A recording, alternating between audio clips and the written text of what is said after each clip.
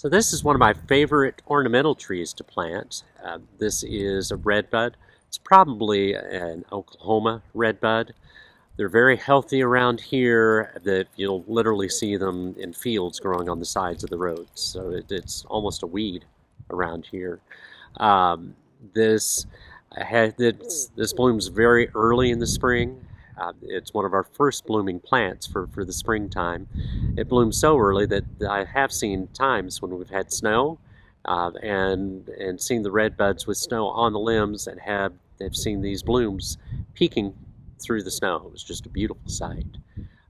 There is this variety, as I said, probably Oklahoma, and then there's another variety that even during the spring and summer, the foliage is pretty because has a purple leaf to it. That one's called Forest Pansy. So if you're looking for a tree, maybe it's too sunny for a Japanese maple because those need a lot of shade, but you want a tree that's giving you color throughout the year, you might take a look at the Forest Pansy. It's a nice, graceful tree that grows very well around here. So again, this is one of my favorite ornamental trees. If you like these videos, please subscribe to our YouTube channel. Send these off to your friends and family. Ken with Village Green. We're growing plants, we're growing people, and growing relationships.